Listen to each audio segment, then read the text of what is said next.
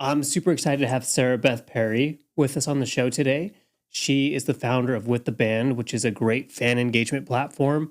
Then I like when I met you, I did not even knew like nobody was doing this. So I Yeah. was super stoked about it when you told me the idea of what you were doing. And so Sarah Beth, welcome to the show. Thank you. Excited to be here. Yeah, let's like talk about a little bit of your journey of like getting into the music industry and then starting with the band. Yeah, totally. So I came into the music industry like I think most people did as an absolute fangirl. Well, I was a fanboy. Yeah, fanboy, same thing. You love like your certain people. And if anyone in music says otherwise, like I disagree. I'm like, you're a fan of music and that's how you got here.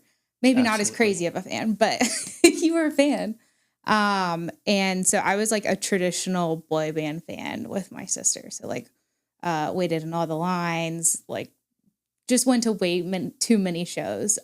Which boy band is like top first tier? one was Jonas Brothers. And then we were big like One Direction fans, 5 Seconds of Summer. Like those are we also loved like 21 Pilots, and I'm trying to think of who we always used to go see a lot. Like Catfish and the Bottlemen. Oh yeah, they're cool. Like love James Day, John Mayer, but like those are our like boy bands that we loved.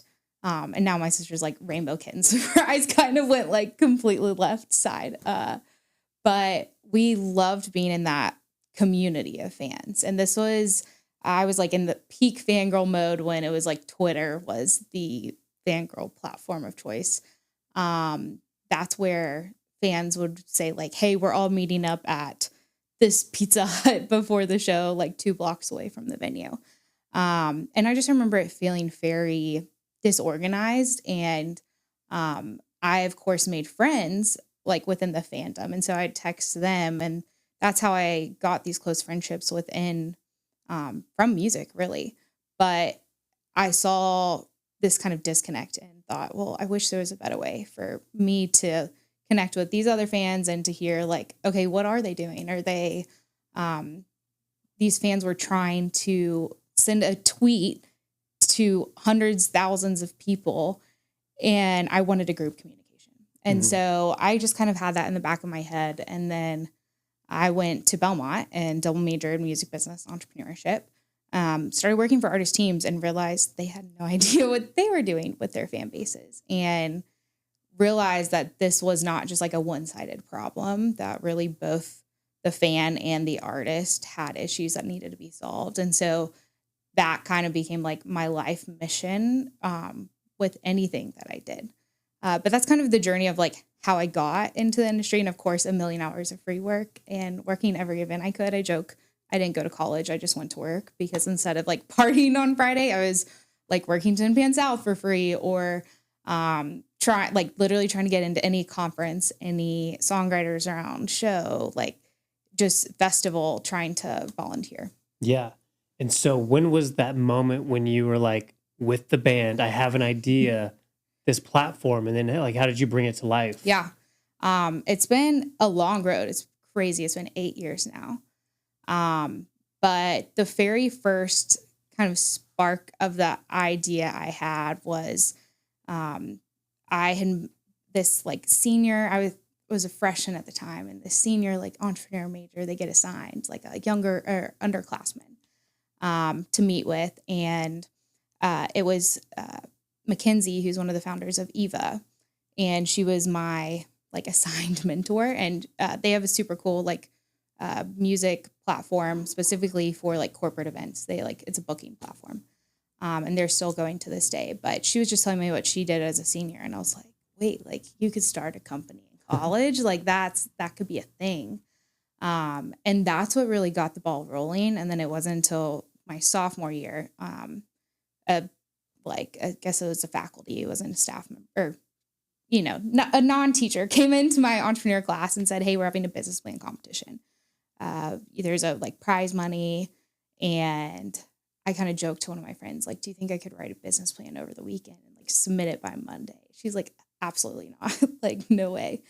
And then I spent all weekend at Fido off 21st and wrote a business plan for this idea called With the Band that was like, I saw it in my head as a one-stop shop where I could go as a fan to like find out everything I wanted to know about my favorite artist. So at the time, as one of my advisors say, I was boiling the ocean. I had like way too much going on. I needed to like niche it down.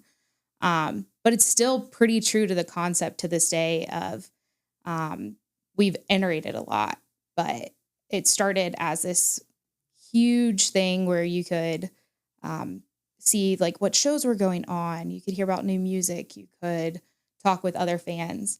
And now it's become this fan club platform, which I think is just a better version of that. So I'm really proud that like still 8 years later, it's still a very similar concept to what I had. Yeah, your entire music industry journey so far has been really fan engagement and Yeah. really drilling down on that and how to improve it and how to make it a great experience for both the artist and for the fans of the artist, right? Totally. And so you had to like go out and have software engineers like build the platform, right? Yeah. Do you want to talk a little bit about the actual platform, how it operates, Yeah. and maybe some big wins you've seen happen both on the fan side and the artist side who Yeah. use the platform? Totally. So kind of the initial product I released was, or with the band release, was an app that enabled fans and artists to create and participate in fan projects and fan meetups. So that was the way I saw is like, here's our first step into the music industry. Here's how we get our foot in the door. And my whole idea was this like power of the fan. Like I feel like K-pop does this really well, but I feel like no one in the US understands the power of fan and how to harness it well to like really, I think Taylor Swift's probably the best example of someone who understands what her fans can do and she'll like send them on missions basically. Yeah. And so that's my whole idea is like, how do I take a little bit of the artist's resources, whether that's just like the fact that they can communicate to the whole fan base, money, whatever, and then help support the fans with that. And then that just creates a snowball, then the fans supporting the artist. And so we started out with these fan projects and fan meetups and like right away created this activation for the Jonas Brothers that was, we created 16,000 signs that said, thank you for coming back to us. So it was their reunion tour. If you didn't know, it was like a big deal. They got back together. I remember. Yeah. And very much a full circle moment for me too, because I was just trying to think of like, okay, we launched this app. How do we get the word out there that like fans can create these fan projects and fan meetups on our platform? So I was like, oh, well, Jonas Brothers are coming to town in a few weeks. Like, why don't we do something for them? And so these signs said, thank you for coming back to us. They had a song called Come Back. It had instructions on the back of the sign to hold it up during that song and just went like way better than I ever expected. Like I remember after we put the signs out, like going to the bathroom, just like saying a prayer, like I pray like a few hundred people hold this sign up. I had no idea how it would go. And it was just like overwhelming. Like all three of the guys were crying on stage. It was trending on Twitter for 2 days. Just like, I don't think I slept for 48 hours after because I was so excited. Yeah. I've never still to this day felt more of a moment in my life where I was like, I was born to do this. Like, this is my thing. Especially since it was a the band that I you grew loved. up idolizing. You were a big Yes. fan of. Yeah. That's cool. And didn't you do something crazy for KACEY Musgraves Yeah. too? So right after that, we ended up like, I thought, okay, we're going to do this, get a lot of like fan attention. That was my thing. Yeah. But then we got a lot of artist attention too, which was awesome. So then the next project we did is we partnered with KACEY Musgraves' team and created a rainbow during her song Rainbow it was like the very last day of the, I think it was Oh What a World tour. It was like the last one when she won all the Grammys and all that fun stuff. But the thing I loved like most about them is the artists themselves never know. So like the team will help us get everything set up we need. But that one we had to get in pretty dang early. We were like waiting the second when KACEY finished sound check because depending on where the fan was sitting, they had a different color sheet of paper. And so we like literally had a chart that was like, okay, these sections are red, these are orange, these are yellow, and had different team members like assigned to different sections to put these signs down. That's intense. Yeah. So it was like a lot of coordinating. But then they had instructions for the fans to hold it up against their phone flashlight. So it created this like glowing rainbow effect. And ended up being like really cool. The thing I didn't expect with those projects was fans have done these before. Like that's what a lot of music industry people did not and kind of still don't understand at the time was like fans create these fan projects and fan meetups, but it's on a scale of like 20 to 30 people, Right. not like 18,000.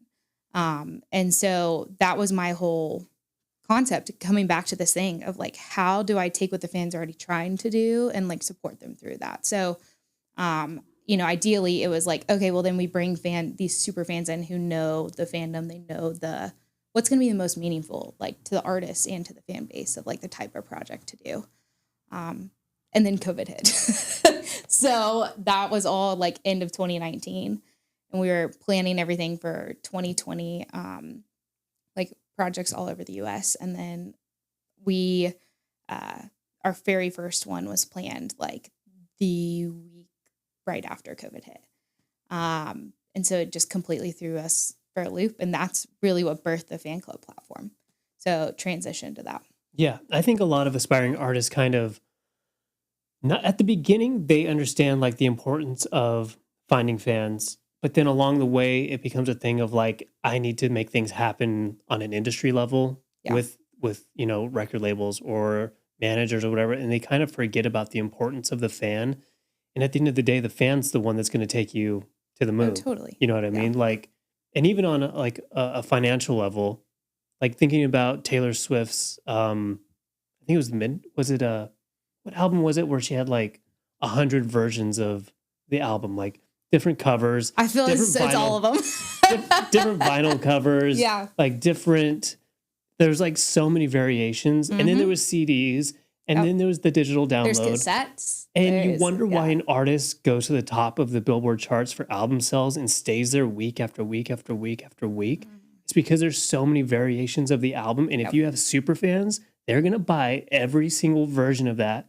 And I think even with that project, Taylor, if you put all the vinyl albums together, like you put them on the floor, on the back, flip it over, and made like a whole clock. nother. That was for Midnights. Okay, Midnights. So Midnights had made a clock, and then you could buy a separate piece that was like, for lack of a better word, it was like the ticker of the clock that you could put in the center, and it held the 4 vinyls. So if you're an artist and you build super fans, you know, in your following, they're gonna support you on so many different levels that you can never forget about that, and you always have to figure out ways to engage it.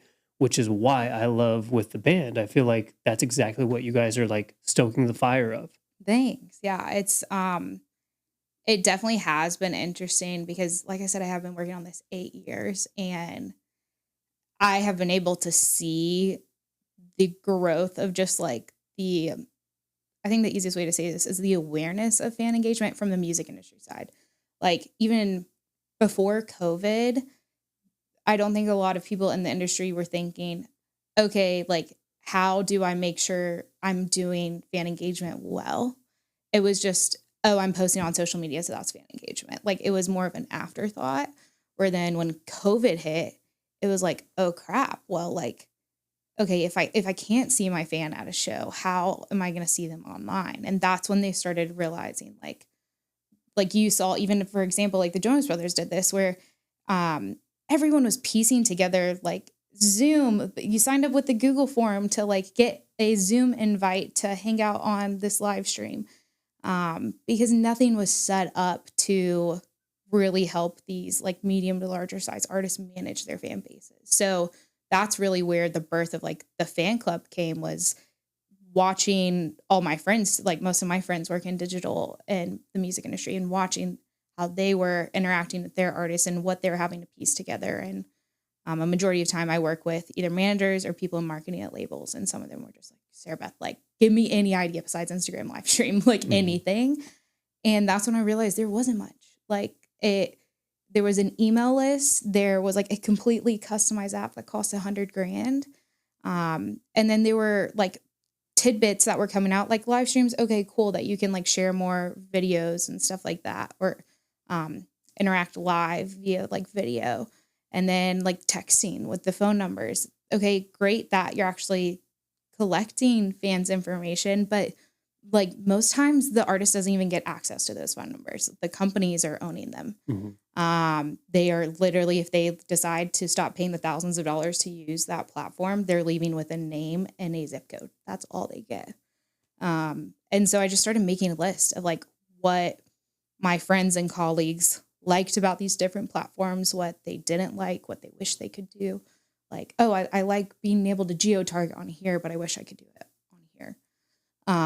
And that's how we built out our new fan club platform. Was I joke, but in all seriousness, it was built by the music industry because it was all of the advice of all of my That's friends. great. Yeah. And like, that's why there's, I think the only thing we don't use as much as we did in the beginning was like virtual meet and greets. But like otherwise every single feature gets used because it was all, even still to this day, it's like, okay, someone will request, hey, like, can we actually have a post where fans can't comment on this one? And it's like, okay, let's build that in. Because if one artist needs it, most likely other artists are going to need it. And so that's how we're able to serve more people, is that you have these customized apps that are $100,000, but we put it all on one platform. So instead of updating 20 apps, and that's costing you a lot more money than rather updating one app, and then each artist has their own portal. So they're able to create a super customized solution for their fans, but at a lower cost, because it is zero startup cost for an artist to create a fan crew. Yeah. And then there's a revenue share between us and the artist on, what they're bringing in from fan club memberships. So let's kind of walk through, because I know you work with a spectrum of Yeah. artists. Some artists I know we've talked have been on major labels, and some are completely independent and building their fans. Let's kind of walk through the platform, and like, let's say an artist comes to you, they sign up. What's it look like from there for Yeah. them, and how do they utilize the platform to their advantage? Totally. So at the beginning, I really handhold a lot in figuring out kind of the first few things. The very first thing I ask is like, what is the goal? Like, what is your dream goal with this? Is it you're wanting to really grow your fan base? Is it you're wanting high monetization? Does the artist only want to spend 30 seconds a month on this? Like, what are those priorities? And then we base everything off of those, because we have some artists who are super involved in their fan clubs. We have some who are extremely busy and can't be involved as much. And so we'll have, like some benefits that don't require as much artist involvement, but still provide a lot of value. And so I start with that goal question, and then we go to, okay, based on those, like what benefits can we offer your fans? And then we figure out pricing. So like, I recommend them not to think about pricing at all until we're at the end, or else it's just a number, because we have artists who offer everything from like a free tier upwards of $100 a month. And like, I've seen everything in between be successful. But it's just how you do it. I've also seen some that like, you can provide absolutely nothing for either a high tier or lower tier. So it's really setting them up well first of like, okay, what time commitment, like does the artist, not even the team, just like specifically the artist have. Also I ask like, what do they like to do? Like, what does the artist themselves like to do on a daily, weekly, monthly basis? Like for example, one of our artists is TENILLE TOWNES, and she loves writing, just like in general. Yes, she's a songwriter, but like she loves journaling and all that stuff. And so we made a benefit be like a From My Journal. Like once a month she posts, it's literally a photo of her journal. And so it's not necessarily something extra that she's doing. That's like a deep inside look to the artist that most people don't get, which is really cool. And so that's why I always say is like, what do they like to do? So one of our clients is Zach Top, and he loves, like, he's an incredible guitar player. And so he did like music tutorials, teaching fans, like right when the album came out, of teaching fans how to play his songs on guitar. And then what I didn't expect too was then fans were like recording themselves playing the song on guitar and then posting that in the fan club. I was like, oh, it warms my heart. Yeah. So there's like, what if there's an artist out there, let's say they're financially strapped, but they're giving it their all. Like, what are some really high value, low cost things that they could be doing on a daily basis or a weekly basis or whatever the case may be to kind of lean into fan engagement? Yeah. I'm a huge believer of the, like, you don't need a huge fan base. You just need like a strong one. There's I forgot who started this probably a few years ago, but there was an article that came out that was like 1,000 true fans are better than like 1,000,000 random fans. Because you, like, if you made $100 from each one of those a year, like you have $100,000. Yep. And so I do try to think this way with some of our clients when they're asking for high monetization. So some super low cost things that you can do are things like if you're already having shows, so like pre-sales or early access to tickets, meet and greets, of course, if you have time. Like usually the higher monetization ones take more time. Yeah. But doing meet and greets, even doing like I feel like everyone just calls them Cameo, not like on the actual platform, but doing like a little video of you recording where they could like one thing that TENILLE even does is she has her like super top paying fans submit once a month like what they want their video on. So it could be like, hey, it's my wife's birthday. Like, could you record a happy birthday for her? Or like, I just went through a breakup. Can you give me some breakup advice? And it's just like a 1 minute video of her sharing on that topic. Yeah. Other things, like, again, what do you like? So if you like cooking, like posting recipes and sharing recipes or like host a cooking class, like I think a lot of times artists get scared of either putting personal or like non-music things out there, whether that's for they want their personal life separate or they are wanting to quote stick on brand, but like having fans relate to you as a human. Yeah. We've seen that content do way better than anything else. Like, yeah, because we all want to relate. Yeah. Like you want to feel like they're your friend. Yeah. Yeah. And the more the fan relates to you as a person, the more they're going to be locked in with you as an artist. Yeah. And that's what I always say is like, how do you create an emotional connection between the fan and the music, the fan and the artist, a fan and another fan? Like that's how you create a super fan. And that's why like I'm huge on the fan to fan relationship too. Cause if you can create friends within your fandom, then like you are literally building relationships off of your music. Yeah. And so what are they going to do? They're going to go to shows together. They're going to talk about your music. They're going to share your music, post they're at the shows. Like, and it just, that grows the fan base in more ways than I think people realize. Yeah. I think word of mouth is the most important thing in building a fan base, meaning your fans are going out and they're telling as many people as they want to about your music and why you're so good as an artist and why they need to go check you out and why they love you so much. And that's just going to exponentially grow. Yeah. Like a wildfire. Totally. Let's talk a little bit because anybody who utilizes, I'm talking on the artist side, utilizes the With the Band platform, in a way they kind of own the fan data, right? Yeah. Let's talk a little bit about that and the importance of that. Yeah, totally. So one thing when I was doing all of the research and the, like when COVID hit and I was asking friends what they liked, what they didn't like, I could not, like I already knew this, but like on an even bigger scale, no one was giving the artists their data. Like, you know, from the typical ones that you assume of like social media platforms. So Instagram, Facebook, whatever, TikTok, like I have no idea really who my follower is. I can't easily send them a message, like, because, you know, when you're smaller, you can control it more. But when you have 1 million followers, you make a post because you're like, oh, I want my followers to be able to see this.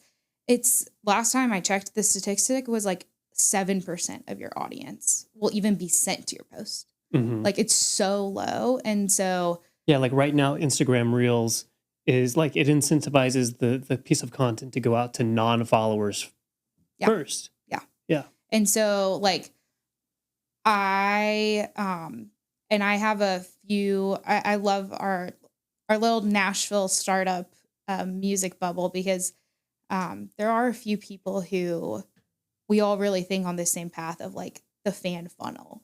And so we, you know, not a lot of us see each other as competition. We see each other as all pieces of the puzzle because you do have, like, I'm not saying stop posting on Instagram. Like you still need to post on Instagram, but that's your top of funnel. So like how do fans, I always say like, what is the first time they heard your name or a song? Like where was that?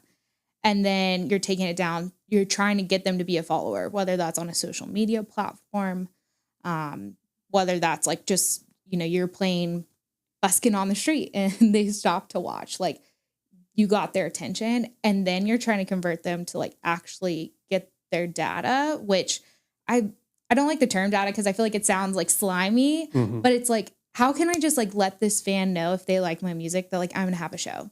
Like that's the it of it. It's Yeah, not I mean, selling their email take address or like yeah, whatever. take the sliminess out of it. Like in Yeah, a very hyper noisy world where you can only get somebody's attention for 3 seconds and then they can potentially just forget about you forever. yep, Like you need that data so you can retarget them. I hate to say like yeah, marketing jargon, but like that's the reality of it yeah, because they're going to get lost out there and they're never going to find you again. So totally. when you get them, keep their data so you can keep going after them. Yeah, and what like everyone will argue whether the email is more important, the phone number. Um, I'm definitely of the aspect of like take whatever they're willing to give you. I think there's pros and cons for all of them. Um, but having that data and even like from thinking back again at the fan perspective, like I have a few artists who, I'm either on their text list or on their email list. And like, yeah, I want to know when they're coming to town next. So I can be on that pre-sale list. Yeah. And I think a lot of artists get scared. And this is the same with like, I make a parallel between like startups, entrepreneur world, and artist a lot because they are very similar paths. For Like sure. starting a business is very similar to starting an artist career of you're figuring out your marketing, you're figuring out who your target audience is, how are you going to make money, like all these different things. It's very, very parallel. I think both startups, entrepreneurs, and artists get in this mindset of like, oh, well, like, I don't want it to come off that like I'm trying to be too salesy or like I'm trying to, make money off of them. And when you sit back I heard this at a conference one time about selling, and they were saying that if you quote are getting scared about selling something, whether that's asking for their email or asking them to buy an album, you should not be scared because you should feel so that this thing that you're selling is so important and so valuable that you're doing them a disservice by not telling them about it. And like that flips my entire mindset on things. Is like, oh, well, like as a fan, I want someone to tell me when it's their pre-sale time. I want them to tell me when there's like I can sign up to get a limited edition signed album. And that really put it in perspective. And I try to teach artists that a lot of like be willing to just ask. Yeah. It's not as big of a deal as like you create it in your head. Right. Yeah. And going back to kind of like the funnel mentality, like I think a lot of artists kind of struggle finding who their ideal fan actually is and how do I market to them? Yeah. Do you have any tips, tricks, strategies to share on that? My very first thing, and this is like my friends and I's joke. I feel like once you work in the music industry, you can never go to a show like the same way you did when you're a fan, because this is the first thing I do at every show.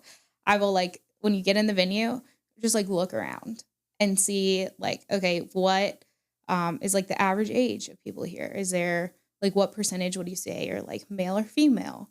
Do you notice that there are like different races there? Is it a diverse group? Is it not a diverse group? What are they wearing? Like, do a lot of people have hats on, or is everyone wearing Converse?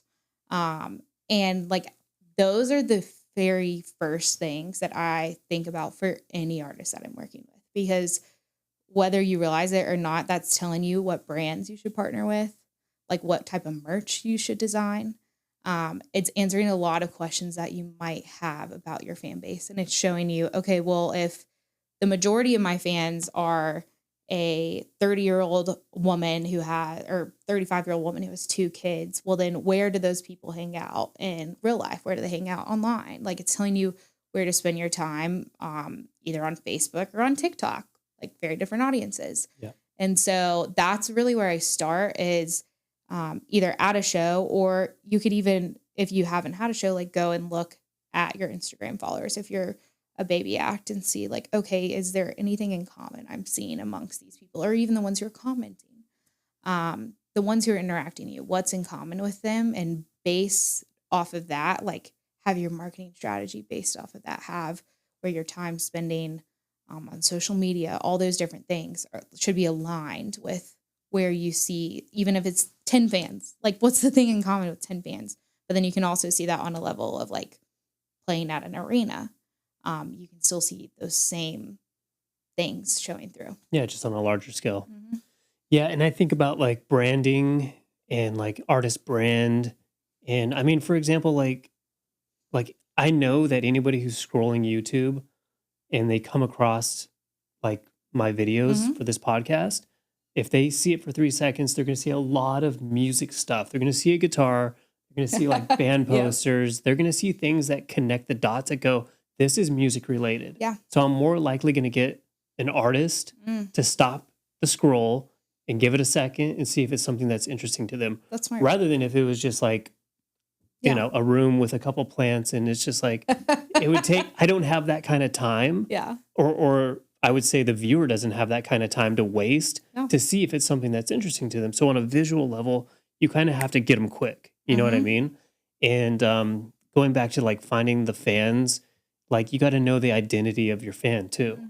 Like, are they like, what's their, do they like, I don't know, if you're, a rock artist, a heavy rock artist, there's a good likelihood that maybe your fans are a little rowdy. Yeah. They're a little edgy. Mhm. Maybe they like motorcycles. Maybe, you know what I Yeah. mean? Like, so finding the identity Yeah. of most of your fans and like understanding what that is. Like, you went, like, do they wear Converse? Mhm. Like, that's a thing. Mhm. Like, and you have to understand that and maybe try to incorporate that into your visuals. Yeah. Because if somebody's scrolling TikTok or they're scrolling whatever, and you have 2.5 seconds, like make Mhm. sure that visual, because they're gonna see something before they hear something Yeah. or listen to what it is you're saying. Mhm. So have a guitar in your hand, have some drumsticks in your hand, have something that connects the dots immediately. Yeah. You know? That's smart. I love that. It's especially in this day and age where everyone has like our what did they say? Our attention span is less than a goldfish now. Like literally That's less. scary. Yeah. And so you have to like immediately first 3 seconds. Oh, it's exhausting. I know. I'm like tired thinking about it. It is. I mean, it's pretty brutal for an artist, which is like we've been bringing it up on the podcast a lot. Like you got to have grit as an artist, Oh and yeah. it's the same way as an entrepreneur. Like you said, 100%. like you're gonna get kicked in the teeth a lot. Mm-hmm. You're gonna have doors shut on you. Yeah. You're gonna have to find a way to work around. There's gonna be a back door somewhere. Go figure out where it Yeah. is and just figure out how to pick the lock. Mm-hmm. Stuff like that. It's Yep. like you have to be like very creative in everything you do, Oh yeah. especially if you don't have a lot of financial backing to help Totally. shortcut certain things. Yeah. Because obviously you can get a lot more impressions on social medias if you're boosting every post you do. If you don't have that, then you have to be super creative with those first 2.5, 3.5 seconds. Yeah, totally. And I will say, like, I think one of my biggest like values and things in life is I am a huge learner. Like, I think we are at a day and age, like this is the pro of all this, where you can learn anything on the internet. You can learn how to make a hook for an Instagram reel. You can like from YouTube or whatever. You can learn how to make a flyer on Canva to post at your local coffee shop. Like there are more resources than ever to the artist on like how to get started. And although there's a lot of noise, we still do get those like one hit wonders. But I do feel like we are seeing some artists, and I think Zach Top's one of them, where like he's so authentic to himself and like that's it. It doesn't really matter what anyone else thinks. Mhm. That like he's not freaking making TikTok dance videos or whatever. And that's true to him. And like just him playing a guitar showed through all the I don't want to say crap, but like there is a lot of crap Yeah. because I got an email this past week and it was saying that only 1 out of every 5 songs like submitted to Spotify is ever even played. Oh, wow. I was like, what? Like that's wild. Like 1 play. That's how much noise there is out there. Yeah. It's crazy. Mm-hmm. So the point of the story is like just keep pursuing. Yeah, And- keep pursuing. Be And even though authentic. you can learn everything, like you said, through YouTube, there's tutorials on everything. That means everybody else is learning, or you should assume that every other artist is at that same level as you. So you need to level up and you got to be extra creative to help cut through because competition is going to just steadily keep increasing. Yeah. Right? Or like At least that's my find- theory. Oh, totally. Well, and you're saying, like find the back door. I don't know if you've ever read the book, The Third Door. No. I love this book. It's all about this like college age guy who decides, he's not happy with this life and is like, you know what, I want to ask like the people who are the most successful seen in the world, like what, like, I just want to talk to them and find out like how they became successful. And so the whole book is him, quote, going through these third doors to get to these people. I think I have heard of this book. I love it because like then kind of the whole concept is like, okay, most people, the analogy at the beginning is like at a club. Okay. Most people wait in the front line to try to get in. Some people try to go in the back door and like you might get caught, you might not. But like sometimes there's this weird third entrance where there's like a bar across the street that actually has a tunnel like underneath, like stuff like that. And I realized that in so many of my like bigger jumps, I'd say like in my accomplishments, it's been the third door things that are like off the wall. People be like, Sarah, you're seriously going to do this? Yeah, I'm like, I just got a third door. Here's a third door. Find out where the music industry people hang out. Where do they have coffee? Yeah. Where do they have lunch? Where do they have dinner? Yeah. And then get there. Yeah, literally. Like you can go to a really, really, really nice hotel like the Four Seasons. You don't have to be staying at the hotel to eat in the restaurant. No. Or like if you have a friend who, is a member of Soho House, as we are, like a lot of the music industry goes to Soho House for lunches and stuff. So go with a friend who might have a membership to Soho House. That's your door. Yeah. Go look for people wearing band t-shirts because that probably means that probably means they work in the music industry, and then walk up and be like, hey, let's start a conversation. Yeah. And there's your third door. Yeah. No, so like you mentioned that, like that's one of my favorite, or one of the biggest reasons why I spend a lot of time at Soho House is because even if I'm going to work there by myself, I'll run into 3 to 5 people that day that I know, and they're with someone else who they just had lunch or they just had coffee, and then I meet someone new. And like thinking about those ways where you put yourself in the position to be exactly where those people are. Yeah. Like that's so underrated. I could already see the comments now on YouTube being like, I don't have a Soho House membership. I don't know anybody with one. So thanks for nothing. Go back to the beginning of what I said. Find out where the coffee shop is that the music industry likes to go get coffee. You want to find me? I'm going to be down at OSA right over here in Edge Hill. Yeah. And that's where you'll find me. I was like, you're the well. Or the well. Everyone's at the well. And just put yourself, like you said, in those positions to be in the arena of influence. Yeah. And I will say one thing too of like, I think a lot of people get intimidated by, quote, I'd say higher up, or like people who they feel like are more successful than them.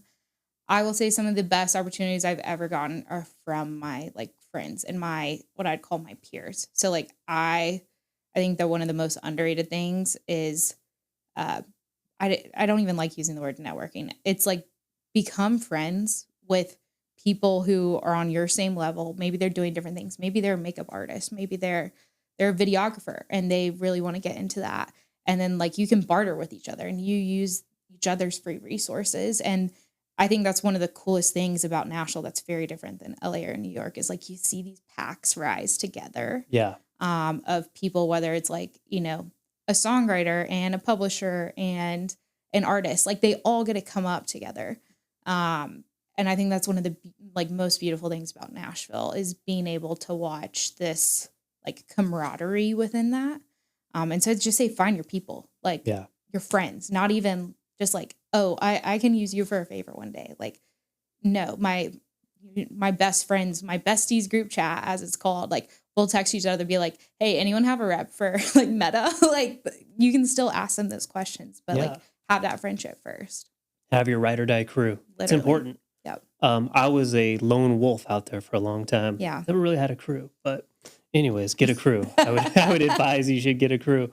I have one more question for you, but where should artists go to learn more about With the Band? Yeah. If you just Google With the Band, should be the first thing that comes up. But it's withtheband.co, his website. And we have a bunch of like free resources on there too.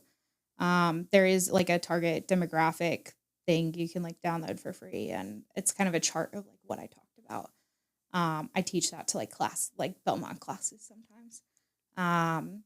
But feel free to like download that or look, we have a lot of blog posts on like marketing ideas or examples of like what creative things other artists have done on like those third door ways to grow their fan base. So yeah, check it out. Yeah, I think if we leave anybody with any one piece of advice, it's really just get deeper with your fans. Oh, that are currently totally. there because they're Yeah. going to support you and they're going to help exponentially grow the fan base. Yeah, I think if more people would spend time on their current fans and not growing, it would grow itself. Yeah.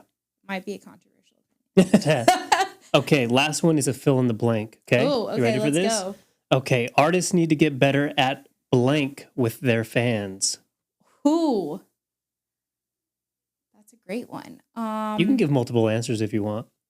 I feel like, and again, this might be a controversial opinion. I feel like artists need to get better at like being vulnerable with their fans. I think, music aside, because I personally do not know how artists do it, singing songs about their feelings on stage. I'm like, I could never do that, like every night singing about my ex. But I think that we've gotten to a time where, like, rightfully so, artists are getting burned out on content. And I think because of that, they're pulling away from like sharing personal things. But I think it would actually solve the problem to be posting more about like, okay, yeah, I love cooking. It's like, even I noticed like Demi Lovato recently has been posting cooking videos. I'm like, I don't know why you're posting these, but it looks like you're having fun. So like, that's great. And it's like relating to your audience more, rather than posting, just a photo that was like from a photo shoot that, a few people care about, but more people want to know like how you make your grandma's cookies than that. Yeah. And so that's what I would say is like, I think maybe vulnerable is not the right word, but like learn to be just human. Yeah. Like it's okay to have mess ups. It's okay to just showcase more authentic layers of yourself. Yeah. And I do think there's some artists who absolutely kill that. Like I think like Kelsey Ballerini is a great one of like balance of that. It's like both marketing and personal and like all the things combined. And I think there are some artists who are really learning to that, but that's who I feel like we're seeing succeed are the ones who are learning like that balance. And the truth is the veil has been lifted. Fans expect artists to share different layers of themselves rather than just like, this is my new song. It's coming out next month. This is my new song. It's coming out in 3 weeks. This is my new, like, boring. Like we want to know more about you. We want to connect and we want to relate. So engagement, that's the word. Engagement. Thanks for coming in. Of course. Thank you for having me.